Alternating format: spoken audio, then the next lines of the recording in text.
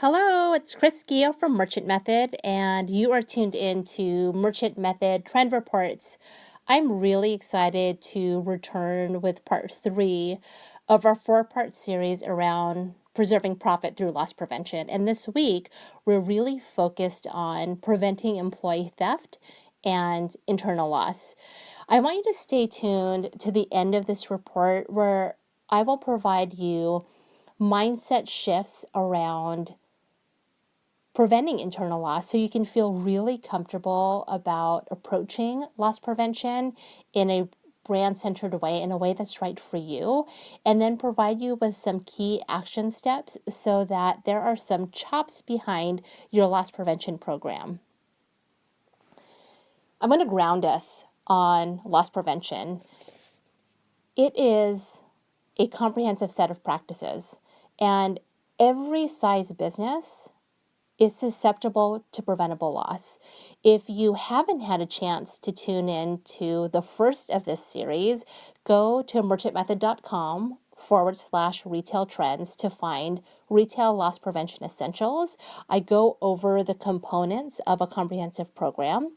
And last week in Learn Why Shoplifting Happens and How You Can Prevent It, I spent time diving into things that you can do in your store right now to prevent shoplifting and external loss.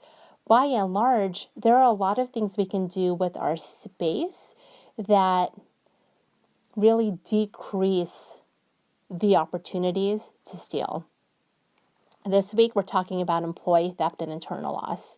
And next week, we're going to be talking about operational errors to wrap up our series.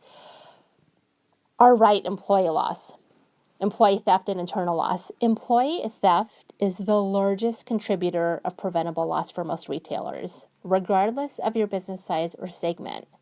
And it is the most often discussed type of loss when it comes to internal loss, but there are other types of losses categorized under fraud. A few of those examples are discount abuse. So let's say you offer an employee discount on purchasing items from your store. Discount abuse could be unauthorized markdowns. It could be discounting beyond the number of qualified items. So let's say, for example, an employee can get 6 items at 50% off. Maybe they're taking 50% off a 7th item. That's an example of discount abuse. Sweethearting is another example of employee fraud, and that would be extending employee benefits to those who aren't qualified. So often benefits include partners and maybe dependents. Sweethearting might be extending employee benefits to a best friend or a sister.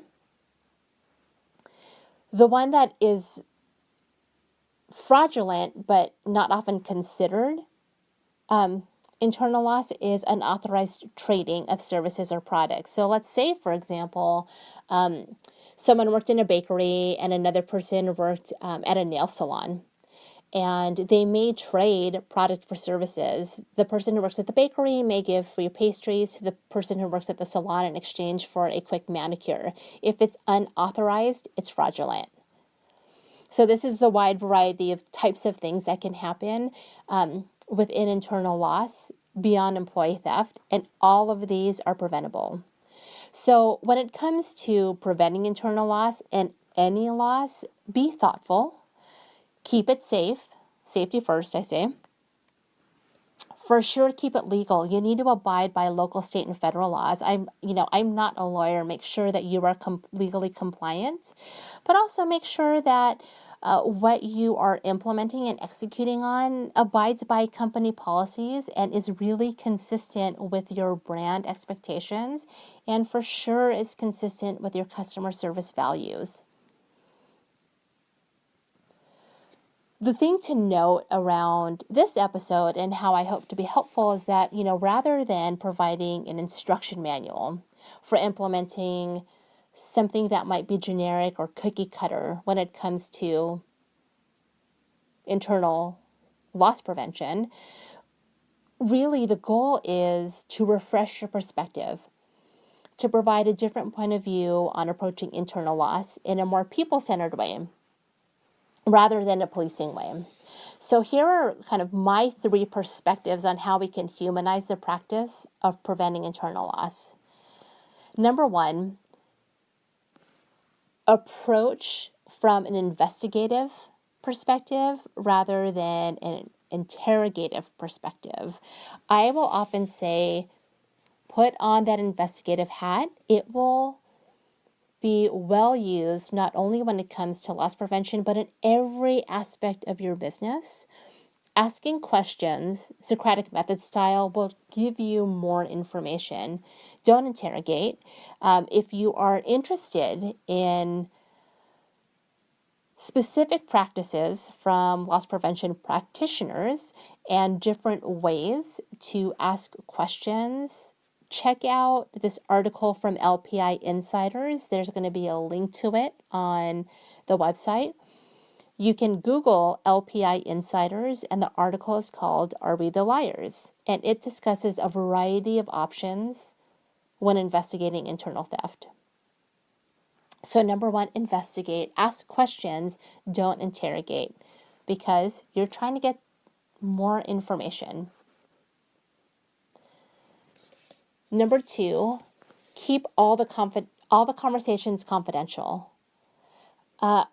When you can, if it is appropriate for the situation and you are able to maintain confidentiality, I recommend having 3 people in certain types of conversations because it prevents an after the fact, he said, she said type of opportunity for accusations.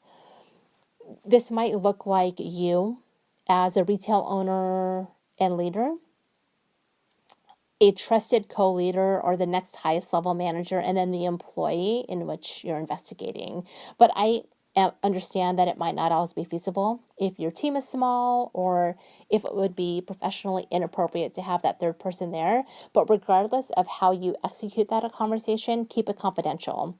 Now, it doesn't mean that you have to put a stone wall between that situation and any other conversations that might happen or any questions you might get from team members that are not involved. In the past, I've said something like, thanks for your concern. I appreciate that you brought it up with me and know that I take it really seriously and that I'm actively addressing it. It gives you the opportunity to acknowledge, to put weight behind the conversation, and to let the person know that something's happening behind the confidential scenes. Kind of my 3rd recommendation to keep it human is to keep your conversations professional without personalizing them. So you can have a person-to-person conversation, and maybe you might want to empathize, but you certainly don't need to rationalize a person's choices or actions. And know that asking clarifying questions does not necessarily mean there's a conflict, even if you are investigating a loss, right? You're just clarifying and getting more information, and you can approach that without being combative. And if you'd like more information on that, I recorded a podcast episode, and you can find that at merchantmethod.com/podcast, and it's episode 6, Conflict versus a Need for Clarification. So here are 3 keys for successful implementation depending on how you decide to develop your practices around preventing internal loss. So number 1, be clear about your expectations, provide effective training, and then assess. This is a good loop for anything.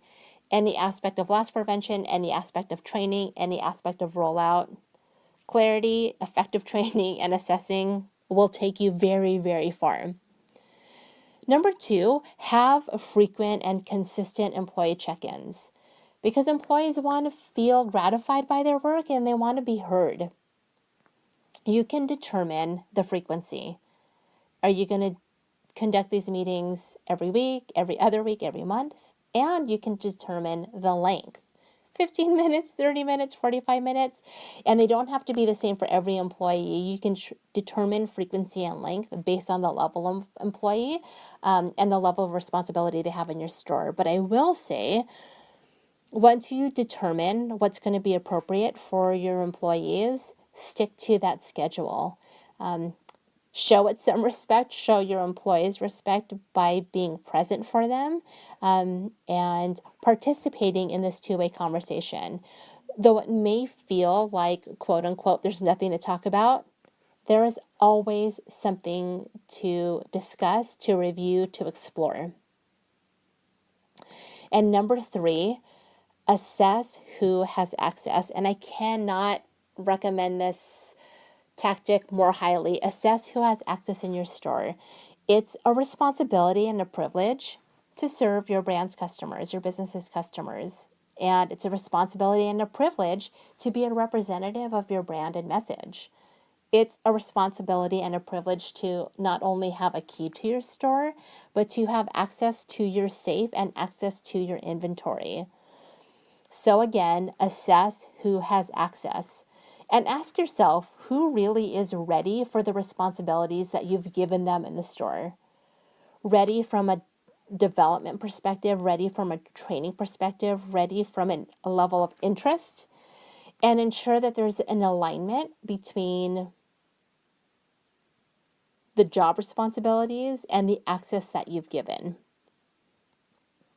If you haven't had a chance or you aren't accustomed to reflecting this way and asking, wow, does every employee that I have to have equal access? Or, might this be appropriate? Might it not be? Spend some time to think about what's right for your business. This trend report and the entire loss prevention series, as well as all the trend reports, are available at merchantmethod.com/retail trends. And when you're there, sign up for our news brief. I email trend report insiders every week with resources that I only share there. And they're fantastic, great professional development resources that I think you'd love. And until next time, this is Chris Gio from Merchant Method.